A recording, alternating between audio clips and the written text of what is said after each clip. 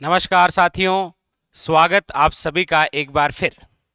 आज एक बार फिर नए कैप्सूल के साथ, नए कंसेप्ट के साथ में चलिए शुरू करते हैं। आज का आपका क्या कैप्सूल रहेगा? ये जो टॉपिक है ये आपके एग्जाम के लिए वेरी वेरी इंपॉर्टेंट। लेकिन आगे बढ़ने से पहले लाइक और चैनल पर यदि आप नए हैं तो चैनल को सब्सक्राइब करना ना भूलिए और अपने दोस्तों के साथ में शेयर कीजिए। चलिए, आज का जो हमारा बिंदु रहने वाला है, आज का जो हमारा मास्टर कैप्सूल है वो है राजस्थान के प्रमुख पठार। राजस्थान के अंदर जो पठार हैं उनसे संबंधित लगभग सभी एग्जामों के अंदर क्वेश्चन आते हैं, तो वो सारे के सारे पठार जहां से क्वेश्चन आते हैं वो आपके सामने। चलिए देखिए, सबसे पहला पठार आपके सामने लिख रखा है ऊपर माल का पठार। कौन सा है? ऊपर माल का पठार। अब इस पठार से दो प्रकार के क्वेश्चन बनते हैं।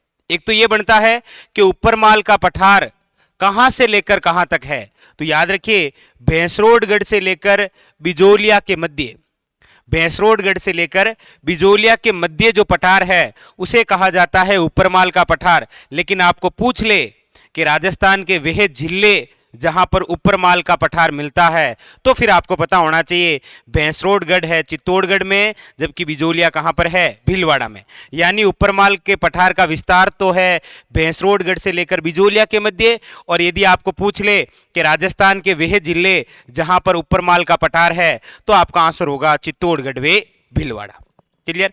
दूसरा देखिए, इसी प्रकार दूसरा पठार है, नाम है भोराट का पठार। कौन सा है? भोराट का पठार। भोराट के पठार का विस्तार कहां से लेकर कहां तक है, तो याद रखिए गोगुंदा से लेकर कुंभलगढ़ के मध्य का जो पहाड़ी क्षेत्र है उसे भोराट का पठार कहा जाता है। और आप सभी जानते हैं गोगुंदा उदयपुर में है, जबकि कुंभलगढ़ कहां पर है? राजसमंद में। यह भी बहुत ही शानदार क्वेश्चन, बिल्कुल ऊपरमाल के पठार की तरह भोराट के पठार से क्वेश्चन बनते हैं। एक तो भोराट के पठार का विस्तार कहां से लेकर कहां तक है, और दूसरा भोराट का पठार किन दो जिलों में है? उदयपुर और राजसमंद। आइए, इसी प्रकार आपके एक और पठार है नंबर 3, और कौन सा है? भोमट का पठार।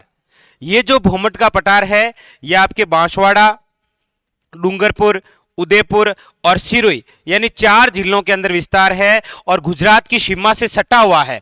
आप जब हमारे राजस्थान को देखते हैं इस प्रकार मैप से, तो आप सभी जानते हैं कि ये जो क्षेत्र है, कौन सा?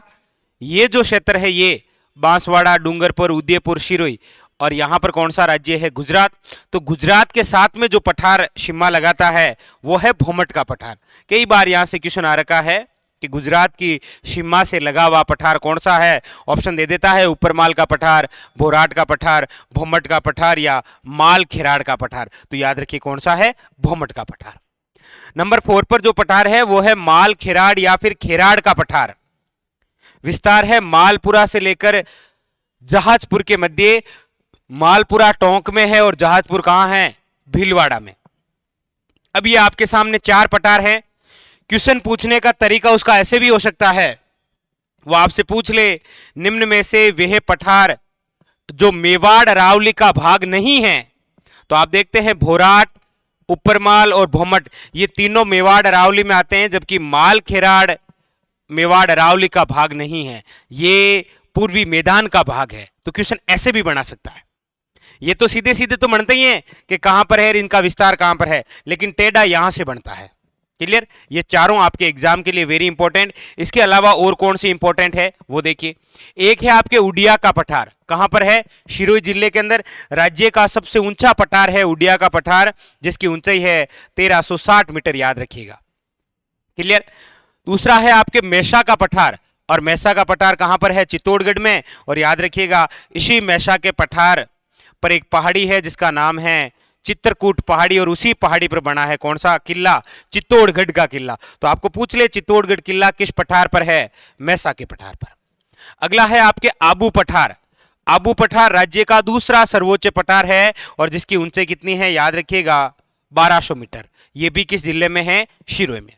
अगला है लसाड़िया का पठार, उदयपुर के अंदर है। आपको कई बार पूछा जाता है जयसमंद झील के क्षेत्र में कौन सा पठार है? लसाड़िया का पठार उदयपुर में, क्योंकि उदयपुर के अंदर ही कौन सी झील है? जयसमंद। अगला है कांकनवाड़ी का पठार, ये याद रखिएगा। और एक है आपके क्रास्का का पठार, ये दोनों ही अलवर में है। चाहे कांकनवाड़ी का पठार पूछे चाहे क्रास्का का पठार, दोनों ही किस जिले के अंदर है? अलवर में, और ये दोनों ही सरिस्का अभयारण्य का भी भाग है। ठीक है।